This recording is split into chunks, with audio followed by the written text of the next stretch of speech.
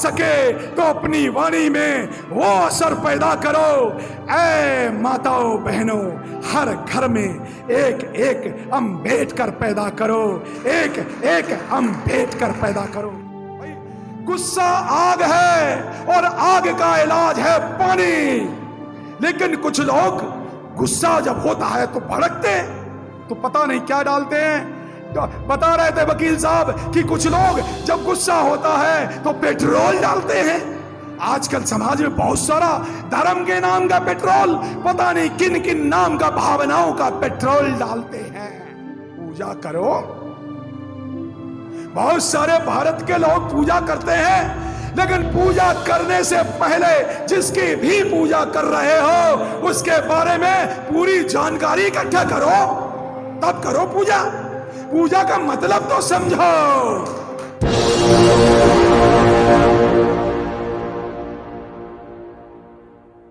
साथियों, शब्दों के अर्थ होते हैं। जब कोई व्यक्ति मंच से शब्द कहता है और सुनने वाले व्यक्ति शब्द सुनते हैं, तो सुनने वाले व्यक्तियों के मन में कुछ भाव पैदा होते हैं। भाव से भावनाएं पैदा होती हैं, भावनाओं से विचार पैदा होता है, विचार से विचार धारा पैदा होती है, और विचार धारा से समाज और देश का निर्माण होता है। हम आज श्रमण संस्कृति की विचारधारा, बुद्ध की विचारधारा और कर्म की विचारधारा पे, समता, मैत्री, भाईचारे की विचारधारा पे कुछ बात करेंगे, और उन्हीं शब्दों का हम इस्तेमाल करेंगे जिससे कि समता, मैत्री बढ़े और बुद्ध धम्म की बात हो। साथियों, धम्म पे कुछ चीजें कहना जरूरी है, और मैंने अभी हमारे ऑलरेडी छोटे भाई जय भीम प्रकाश जी ने बहुत डीप धम्म को समझा दिया, बहुत डीप समझा दिया, और भंते जी ने विपස්සना करके बता दिया। तो साथियों, बुद्ध धम्म ये सबसे बड़ी बात, बुद्ध का धम्म निषेधात्मक है, यानी कि वो सिर्फ 5 चीजें कहता है कि ये मत करो, बाकी कुछ भी करो। बुद्ध धम्म जो पंचशील क्या है, पंचशील है क्या? शील क्या है कि हम ये 5 बातें नहीं करेंगे, बाकी सब कुछ करेंगे। पंचशील को ध्यान से एनालिसिस करें, और बाबा साहब उस पंचशील को और अष्टांगिक मार्ग को किस तरह से 22 प्रतिज्ञाएं में कर्म दे देते हैं, ये एक विचारणीय प्रश्न है। और सबको ये चीज जानना चाहिए कि किस तरह से बाबा साहब बुद्ध को दोबारा से भारत में किस तरह से प्रस्थापित करते हैं। साथियों, भारत देश एक महान देश है, भारत एक महान राष्ट्र है, लेकिन महान राष्ट्र कैसे बना है? वो महान व्यक्तियों से बना है, और वो महान पुरुष हैं, वो महापुरुष हैं। तथागत बुद्ध हैं, रैदास हैं, कबीर हैं, नानक हैं, चोखा मेला है, बाबा साहब अम्बेडकर हैं, और मान्यवर काशीराम साहब हैं। उसी से तभी महान देश भारत का निर्माण हुआ है। व्यक्ति जो राष्ट्र होता है, देश बनता है, व्यक्तियों से बनता है, और भारत देश महान इसलिए है क्योंकि ये भारत है, ये भारत है। The name of this country is India, that is Bharat, जो कि भारतीय संविधान की पहली आर्टिकल है। बाबा साहब किस तरह से भारत बनाते हैं यहाँ। और एक बात और मैं कहना चाहूंगा थोड़ी सी, कि बुद्ध का धम्म अन्वेषणात्मक है, खोज है, प्रक्रिया है, साइंस है, विज्ञान है, विपස්සना है। बुद्ध का धम्म जानने की कला है, जीने की कला है, बुद्ध का धम्म। आइए हम जानते हैं थोड़ा सा। बच्चों से मैं पूछता हूं, बच्चों से क्यों, हम तो बड़ों से प्रश्न करें। चलो सभी जितने भी यहां पे इस हॉल में बैठे हैं वो जरा बताएं कि हमारे देश का झंडा है, उसका नाम क्या है? तिरंगा। बंते जी ने कहा तिरंगा। और बताएं क्या नाम है? जोर से बोलो भाई। तिरंगा। सभी लोगों ने देखा होगा तिरंगा। अब किस किस ने अपना देश का झंडा देखा है? सबने देखा है। मैं राष्ट्रीय झंडे का सम्मान करता हूं, मैं पंचशील के झंडे का सम्मान करता हूं, मैं बुद्ध के चक्र का सम्मान करता हूं। लेकिन मैं बताना चाह रहा हूं, अरे भाई बुद्ध को जानो तो मानो, तो जानो अपने देश के झंडे में साथियों 3 रंग नहीं है, बुद्ध का एक और रंग है। भारत के झंडे में, भारत के झंडे को मैं सलाम करता हूं, सम्मान करता हूं, लेकिन भारतीय झंडे में है 4 रंग।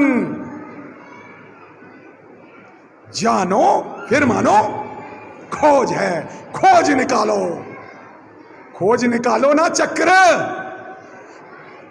भाई 3 रंग अभी आप तिरंगा तिरंगा कह रहे हैं, सभी भारत के लोग तिरंगा कह रहे हैं, और आपने एक अतिथि को बुलाया, मंच से बुद्ध को बोलने को बताया, तो फिर कुछ जानते हैं।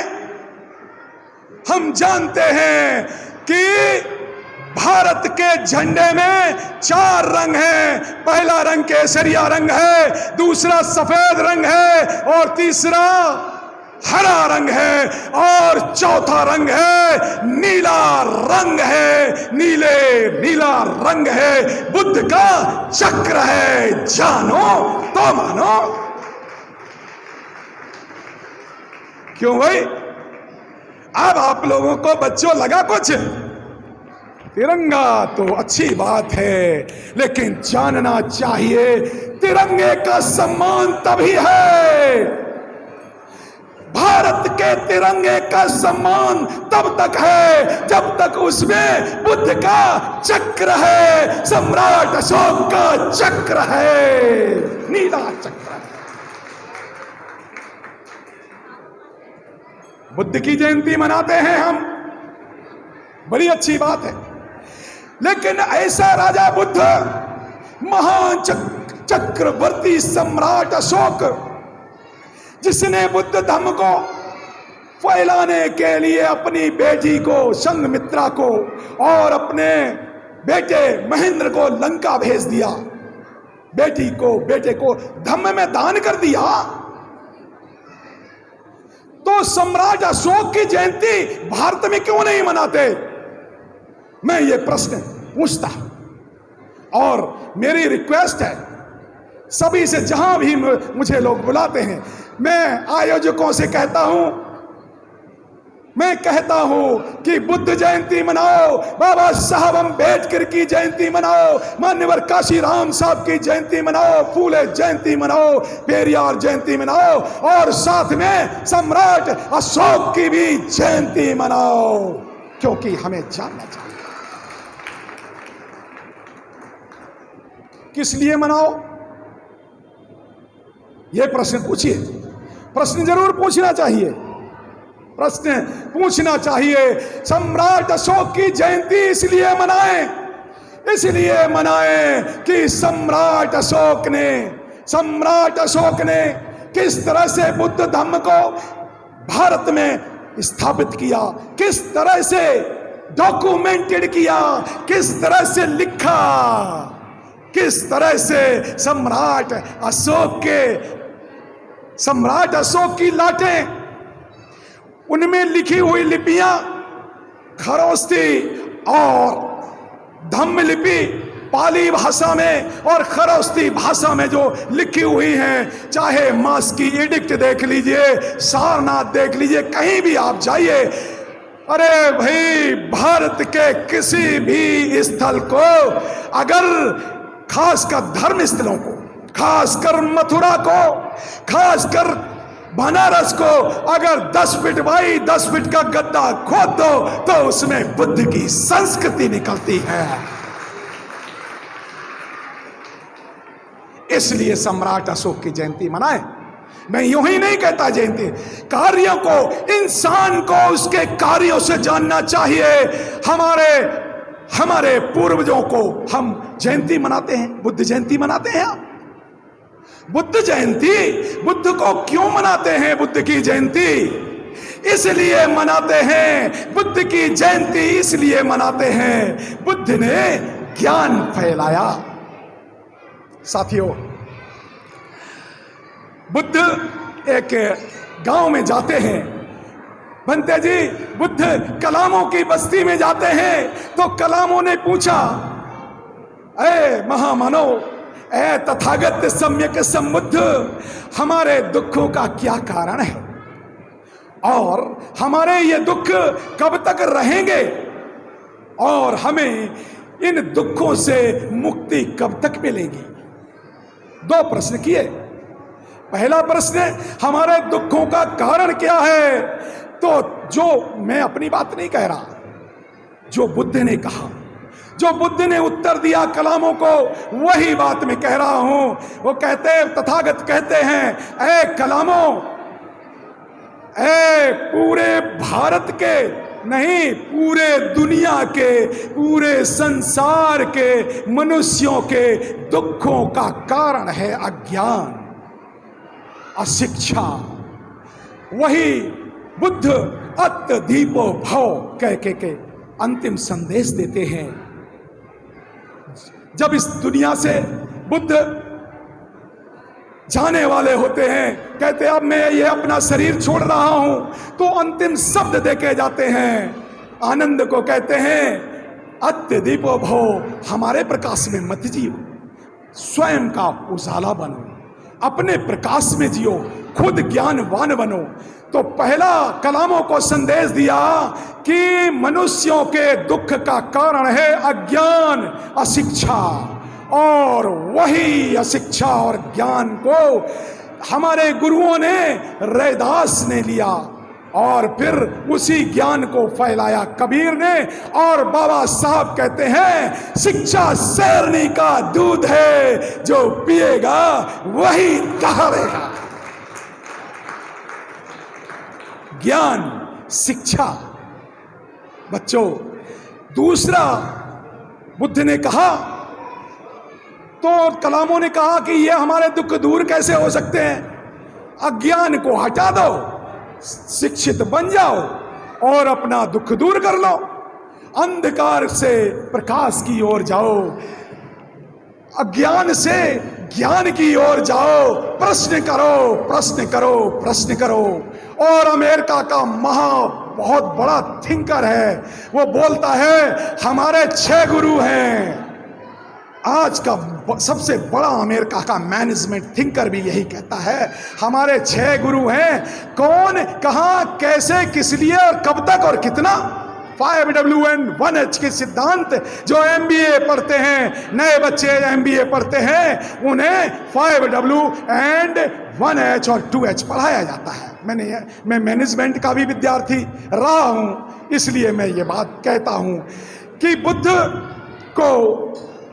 की खोज को किस तरह से, बुद्ध का धम्म, प्रैक्टिकल धम्म की बात बहुत सारी लोगों ने की, लेकिन साइंस जो भंते जी ने करवा के बताई, इस पे चर्चा 1 मिनट जरूर करूंगा। भंते जी ने भाषण देने की बजाय प्रैक्टिकल करवाया। क्या प्रैक्टिकल करवाया? भंते जी, मैंने विपश्यना के कैंप किया हूं, बहुत सारे कैंप मैंने अटेंड किए हैं, इसलिए मुझे बहुत अच्छा लग रहा था। तो वो जो सांस, जो सांस का जो ध्यान दे रहे थे आप, ये विज्ञान है। जब जिंदा कब तक है मनुष्य? जिंदा कब तक है? जब तक सांस है तब तक जिंदा है। तो बुद्ध एक्सपेरिमेंट करते हैं सांस पर।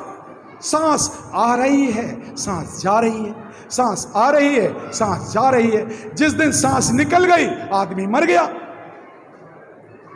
इसलिए बुद्ध किस तरह से विपश्यना की खोज करते हैं, जीवन जीने की कला की बात करते हैं। बुद्ध का धम्म जीने की कला है।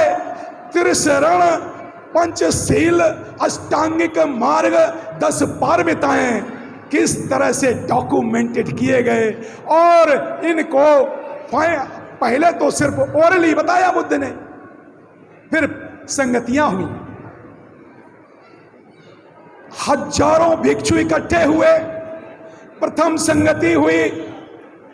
और अशोक सम्राट ने जब डिसिप्लिन, अनुशासन लाया तो बहुत सारे भिक्षु लोग अनुशासन में नहीं रहे। तो सम्राट अशोक को बहुत सारे लोग इसलिए नहीं मानते कि सम्राट अशोक ने 40,000 भिक्षुओं को बाहर कर दिया। कुछ लोग तो संख्या 60,000 बताते हैं।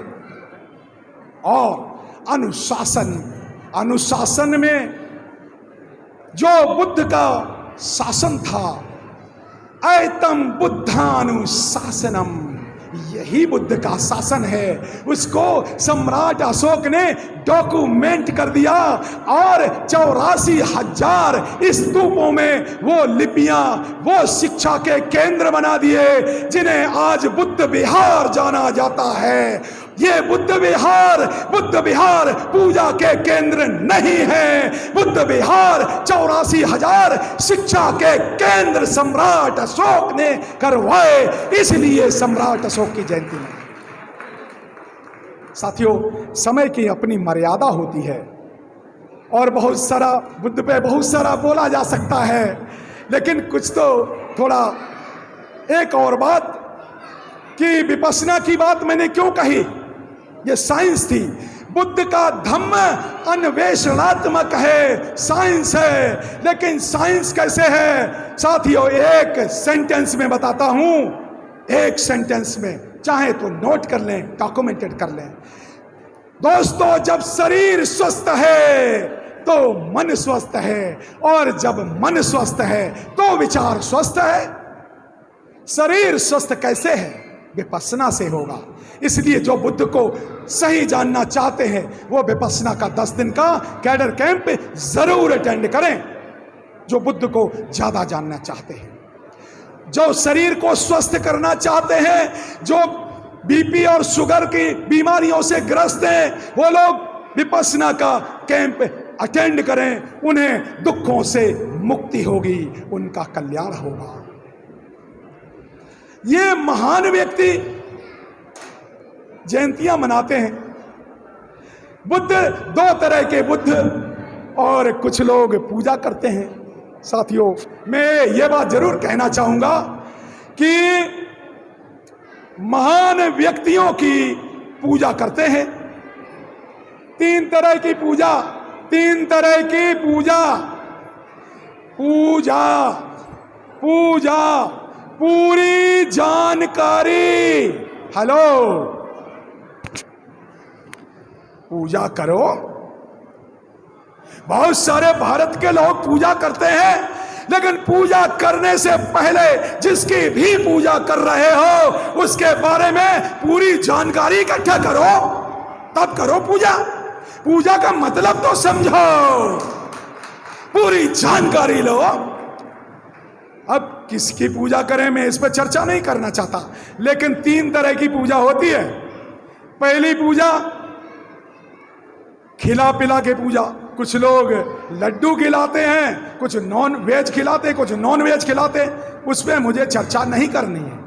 वो हमारे गुरुओं ने कभी ऐसा नहीं बताया खिला पिला की पूजा वाली, उस पर मेरी चर्चा का विषय नहीं है। लेकिन दूसरे तरह की पूजा, पुष्प चढ़ा करके पूजा। आप लोग भी पुष्प बाबा साहब पे चढ़ाते हैं, बुद्ध पे चढ़ाते हैं। हम पूजा के श्रद्धा सुमन समर्पित करते हैं बुद्ध को, बाबा साहब को। और बाबा साहब को इसलिए फूल समर्पित करते हैं कि बाबा साहब अम्बेडकर ने भारत में जो मनोवादियों ने बुद्ध को धम्म को गाड़ दिया था, बुद्ध धम्म को नष्ट कर दिया था, बाबा साहब अम्बेडकर ने दोबारा खोद के निकाल दिया, इसलिए बाबा साहब के समान कर दिया। बुद्ध का धम्म बिना बाबा साहब के पूरा नहीं होता। कुछ लोग बुद्ध को तो मानते हैं, बाबा साहब को नहीं मानते, यहां कुछ गड़बड़ है। और कुछ लोग बाबा साहब को मानते हैं, बुद्ध को नहीं मानते। अजीब कॉन्ट्रडिक्शन है। मैं समाज में देखता हूं तो कुछ लोग अम्बेडकरवादी हैं, बाबा साहब को मानते हैं, स्वार्थ है ना, आरक्षण मिल जाता है ना, रिजर्वेशन मिल जाता है, बाबा साहब ने क्या नौकरी दी इसलिए बाबा साहब को मानते हैं, बुद्ध को नहीं मानते। अरे बाबा साहब के 3 गुरु बुद्ध, कबीर और तीसरे गुरु फूले, तीनों गुरुओं ने शिक्षा की बात कही और बाबा साहब की शिक्षाएं और 22 प्रतिज्ञाएं नहीं मानते। वो 22 प्रतिज्ञाएं जिसमें पंचशील भी है, देखो ना 22 प्रतिज्ञाओं को पढ़ के देखो ना, उसमें अष्टांगिक मार्ग भी छुपा हुआ है, पढ़ो अपनाओ। अरे भाई 22 ना मानो, एक पहली प्रतिज्ञा बाबा साहब की मान लेना, आपका कल्याण हो जाएगा, आपका मंगल हो जाएगा। लेकिन बाबा साहब को मानते हैं, 22 प्रतिज्ञाएं नहीं मानते। बुद्ध के संदर्भ में बाबा साहब की बात कहना बहुत जरूरी है। बुद्ध ने युद्ध किया, पंते जी मैं आपसे क्षमा प्रार्थी होते हुए यह बात कह रहा हूं, बुद्ध ने युद्ध किया। अरे कौन सा युद्ध किया? जाति प्रथा के खिलाफ युद्ध किया। ना जच्चा वसलो होती, ना जच्चा होती ब्राह्मणों, कम म्यूना वसलो होती, कम म्यूना होती ब्राह्मणों। जाति प्रथा के खिलाफ युद्ध किया, गैर बराबरी के खिलाफ युद्ध किया, नारी को सम्मान दिलाने के लिए युद्ध किया, नारी के अधिकार के लिए किया, और उपाली नाई सुनीत भंगी को समान दर्जा देने के लिए उन्होंने इतना बड़ा पूरा सामाजिक क्रांति की। इसलिए मैंने कहा कि बुद्ध ने युद्ध किया, ऐसा युद्ध जो सामाजिक युद्ध जरूरी है, गैर बराबरी की विचारधारा से जो, और वही युद्ध किया बाबा साहब डॉक्टर अंबेडकर ने। संविधान में समता, मैत्री, भाईचारा ये सब लिख करके बुद्ध की पारमिताओं को दे करके बाबा साहब ने तो बुद्ध को पूरा डॉक्यूमेंटेड कर दिया। जानो तो मानो। साथियों कुछ बात और कह दूं जरा, अब बड़ी प्यार की मीठी मीठी बातें हो गई, जरा थोड़ी सी हाँ कर। कुछ लोग बात करते हैं ना, मूसा भत्ते जी मूसा वादा वेरमणी, झूठ नहीं बोलूंगा, लेकिन जब पति लोग झूठ बोलते हैं तो पत्नियों को गुस्सा आता है, और गुस्सा आता है तो आप समझ रहे हैं ना। हम अप्लाई करते हैं, जानो फिर मानो। अप्लाई क्या है? जब भी गुस्सा आए, जब पति को गुस्सा आए तो पत्नियां प्यार का पानी पिलाएं, और जब पत्नी को गुस्सा आए तो पति प्यार का पानी पिलाएं। गुस्से का इलाज है प्यार। भाई गुस्सा आग है और आग का इलाज है पानी। लेकिन कुछ लोग गुस्सा जब होता है तो भड़कते हैं, तो पता नहीं क्या डालते हैं। बता रहे थे वकील साहब कि कुछ लोग जब गुस्सा होता है तो पेट्रोल डालते हैं। आजकल समाज में बहुत सारा धर्म के नाम का पेट्रोल, पता नहीं किन किन नाम का, भावनाओं का पेट्रोल डालते हैं। गुस्सा आग है और आग का इलाज है पानी, और पानी डालें प्यार का, समता का, मैत्री का, भाईचारे का, बराबरी का पानी डालें। महिलाओं को सम्मान दे करके दीजिए ना सम्मान। वही एक ये तो आप जाने तो माने, समय की मर्यादा होती है, बहुत सारी बातें हमने कह दी। बुद्ध के दीपक जलाते हैं, बुद्ध के सामने 5 दीपक जलाते हैं, ज्ञान का दीपक, करुणा का दीपक, दया का दीपक, मैत्री का दीपक, समता का दीपक जलाते हैं। लेकिन दोस्तों, समाज में मैं एक बात और संदेश देना चाहता हूं, संदेश देता हूं ना। हजारों दिए, लाखों दिए हमने जलाए मुड़ेरों पर, हजारों लाखों दिए जलाए हमने घरों और की मुड़ेरों पर, लेकिन क्यों है धरा अंधेरा, धरा पर हर घर में अंधेरा क्यों है, ये मेरा प्रश्न है। अगर ज्ञान के दीपक जलते, बाबा साहब और बुद्ध की विचारधारा को हम अपनाते, तो ये घरों में अंधेरा नहीं होता, तो ये घरों में अंधेरा नहीं होता। साथियों, ये बात कह करके अपनी वाणी को मैं विराम देना चाहूंगा। ऐ माताओं बहनों, ऐ बुजुर्गों, हो सके तो अपनी वाणी में वो असर पैदा करो। ऐ माताओं बहनों, हर घर में एक एक अम्बेडकर पैदा करो, एक एक अम्बेडकर पैदा करो। आपने मेरी बात ध्यान से सुनी, आपको बहुत बहुत अभिनंदन। जय भीम, जय भारत, नमो बुद्धाय।